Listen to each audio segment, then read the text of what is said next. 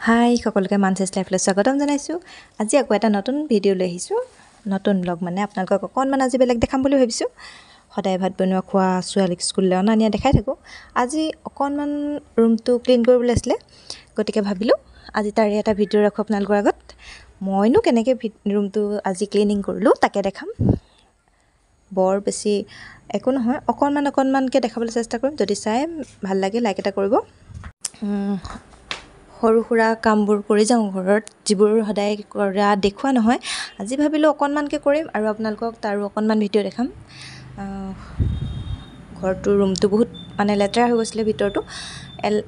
মানে কি আৰু বালি ধূলি গোটেইখন সোমাই, ল'ৰা ছোৱালী থকা ঘৰ তেনেকুৱা হয়ে। গতিকে আজি ভাবিলোঁ অকণমান চফা কৰোঁ আৰু তাৰে ভিডিঅ' অকণমান ৰাখোঁ আপোনালোকৰ আগত দেখাম। বৰ এইটো নহয় যে মই কাম কৰি দেখাইছোঁ, সেইটো নহয়। তথাপিতো ভাবিলোঁ কৰিছোঁৱে যেতিয়া ভিডিঅ' এটাও কৰোঁ। আৰু মই কেনেকৈ ৰুমবোৰ চাফা কৰিছোঁ আজি তাকে দেখাম। ৰুমবোৰ নহয় চৰি, আমাৰ ৰুমটোহে চাফা কৰিছোঁ। মানে ছোৱালীক স্কুলত থৈ আহিলোঁগৈ, থৈ আহি বহুত বেছি একেলগে কৰিব নোৱাৰি। গতিকে ৰুমটো দেখিছেনে অৱস্থা, কিমান চেদেলি ভেদেলি হৈ আছে বস্তুবোৰ। সেইকাৰণে ভাবিলোঁ অলপ চাফা কৰোঁ। এই গডৰেজৰ তলবোৰ আপোনালোকে কেনেকৈ চাফা কৰে, মই কেনেকৈ কৰোঁ জানেনে? এনেকৈ সৰু কাপোৰ এডোখৰ তিয়াই লওঁ, লৈ এনেকুৱা পাইপ এডাল মানে পৰ্দা লগোৱা ৰড আছিলে, পৰ্দাৰ তাত থাকি গৈছিলে। মই সেইডালকে ইউজ কৰোঁ বেছিভাগ। এনেকৈ কাপোৰখন ভৰাই লৈ তাৰ তলবোৰ এই তিতা কাপোৰেৰে এনেকৈ চাফা কৰোঁ, নহ'লে বৰ দিগদাৰ হয়। মপডালটো নোসোমাই এইবোৰ তলৰ জেগাত, আৰু ইমান বালি এইবোৰত গোট খাই থাকে। আৰু এই বালি ধূলিবোৰ নাকত সোমাই ফেন লগোৱা দিনত, আৰু সিহঁতি কিমান হাঁচিয়াই, এইকাৰণে পানী লগা মানে চৰ্দি তৰ্দিবোৰ বেছিকৈ হৈ থাকে ল'ৰা ছোৱালী। গতিকে ভাবিলোঁ আজি এইবোৰে চাফা কৰোঁ। আৰু আপোনালোকে কেনেকৈ কৰে জনাবচোন। মই এনেকৈয়ে কৰোঁ। মই মোৰবোৰ দেখাইছোঁ, আপোনালোকৰবোৰ শ্বেয়াৰ কৰিব। আৰু বিচনা তলখন চাওক, ইমান লেতেৰা হয়, ইমান জল্দি লেতেৰা হৈ দেখিছেনে কেনেকুৱা ওলাইছে। এইবোৰ মই এনেকৈ এডালে ওপৰ চাফা কৰাডালেই মই তলো চাফা কৰোঁ। এয়া চাওক। আৰু ইয়াতো মই সেই গডৰেজৰ তলত যেনেকৈ চাফা কৰিছিলোঁ, মানে মচিছিলোঁ, তেনেকৈ মচোঁ। মপডাল ইমান তলত নোসোমায়। ডিভান যিহেতু তলটো বহুত চাপৰ হয়, সেইকাৰণে এইডালতো এই এনেকৈ ছোৱালী ভাগৰে সৰু হোৱা কাপোৰ ভালকৈ চাফাকৈ ধুই লওঁ। আৰু ইয়াতে মানে দেখিছেনে ডেটল চেটল দি লওঁ, দি লৈ এনেকৈ তলটো চাফা কৰি আনোঁ। মই আৰু ভেকুম ক্লিনাৰ, বেলেগকৈ ভেকুম দিয়া নহয়, মই ভেকুমৰ কামটো কৰি থাকোঁ।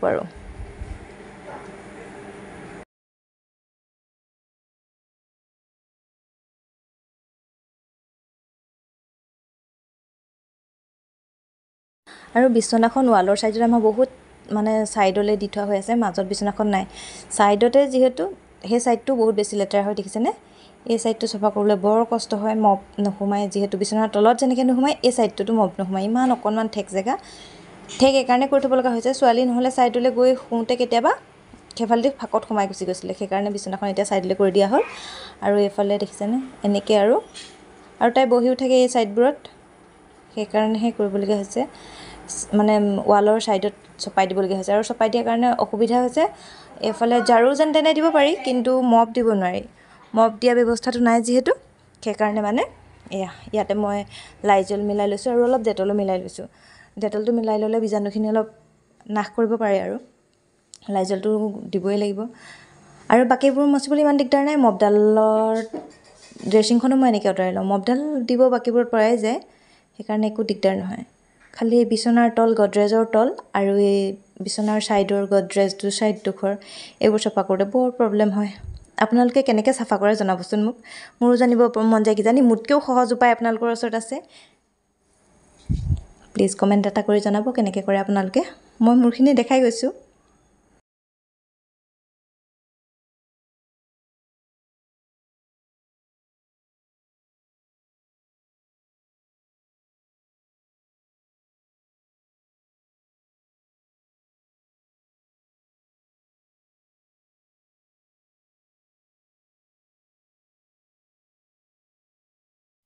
আৰু এইখন কি চাওক, এইখন দেখাই আছোঁ কি আৰু কৈ আছোঁ।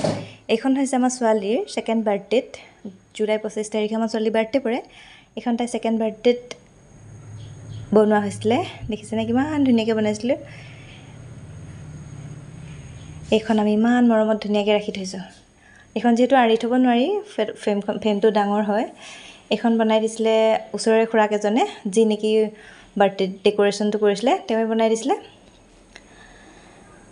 আৰু এতিয়া এইবাৰ কাপোৰ জাপি লওঁ ছোৱালী স্কুলৰ পৰা নিবই হ'ব যিহেতু সেইকাৰণে লৰালৰি কৰিছোঁ চব কামতে আৰু স্কুলৰ পৰা অনাৰ পাছত কাম যে কৰিব পাৰিম তাৰ আশা খুব কম থাকে আৰু মই যদি এটা কাপোৰ জাপোঁ তাই দুটামান খুচৰি উলিয়াই ক'ৰবাত লাডু বনাই থৈ দিয়েগৈ বৰ দিগদাৰ কৰে সেইকাৰণে তাই থকা অৱস্থাত মোৰ কাম কৰিবলৈ বৰ প্ৰব্লেম হয় এতিয়া স্কুলত থৈ আহিব পৰা হৈছোঁ যিহেতু সেইকাৰণে মই অকণমান ৰিলেক্স এয়া তথাপিতো ছোৱালীক আনিবলৈ যাবই হ'ল আনি ল'লোঁ আৰু এইটো কি দেখিছেনে এইটো কাঠৰ বক্স ইয়াত আহিছিলে গিজাৰটো এইটো মই বক্সটো পেলাই নিদিলোঁ ইয়াত মই কাপোৰ থ'ব পৰাকৈ ধুনীয়াকৈ বনাই পেলালোঁ চাওক বৰ সুবিধা হয় মোৰ ক্ষেত্ৰত কাপোৰ থ'বলৈ আৰু এইকেইটা সৰু সৰু বক্স এইটোত মই ৰুমাল চুমালবোৰ থৈ দিওঁ মানুহজনে অফিচলৈ যাবৰ সময়ত বিচাৰি ফুৰিবলগীয়া হয় নহ'লে য'ত ত'ত সোমাই যায় গতিকে এইটো এটা বনাই লৈছিলোঁ মই চাওক আৰু তাৰপাছত ছোৱালী খুৱাই ল'লোঁ খুৱাই বোৱাই এতিয়া শুলে যদি 2 ঘণ্টা 3 ঘণ্টা শুই দিব আৰু তাই হোৱা অকণ সময় মই আৰু যি অকণমান বাকী আছিলে সেইকণ কাম কৰি ল'ম তাৰপাছত অকণমান ময়ো ৰেষ্ট ল'ম ভাত পানী খাই লওঁ ময়ো আৰু এতিয়া ৰুমটো চাওক এইয়া ক্লিন কৰি দিলোঁ আইদেউ শুলে মই এতিয়া ৰুমটো ক্লিন কৰি আজৰি হ'লোঁ এতিয়া আৰামছে অকণমান মই ৰেষ্ট কৰি ল'ম তাইৰ লগতে এয়া আমাৰ বাইদেউ উঠিলে উঠি অকলে অকলে কথা পাতি আছে মই তাইক গম নোপোৱাকৈ অকণমান ৰেকৰ্ড কৰি ৰাখিছোঁ চাওক কি গাই আছে মুখেৰে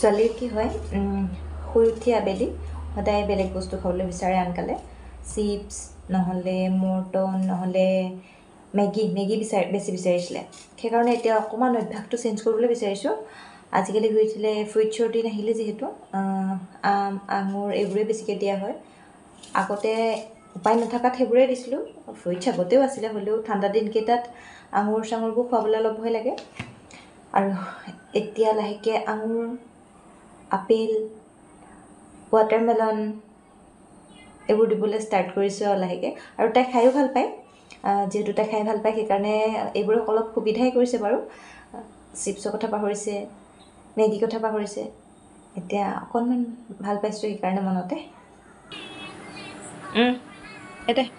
এতিয়া তাইক আপেল খুৱাম আপেল তাই খাই ল'ব আজৰি হ'ব আৰু বেছি দীঘলীয়া কৰি নাথাকোঁ ভিডিঅ'টো অলৰেডি বহুত দীঘলীয়া হৈ গৈছে চমু কৰিম বুলি ভাবোঁতে দীঘলীয়া হৈ গৈছে গতিকে আজিলৈ আহোঁ আকৌ পুনৰ নতুন এটা ব্লগত নতুন এটা ভিডিঅ' তাইক মনেৰে আহিছিলোঁ তেতিয়াহ'লে বাই অঁ খোৱা খাই লোৱা খোৱা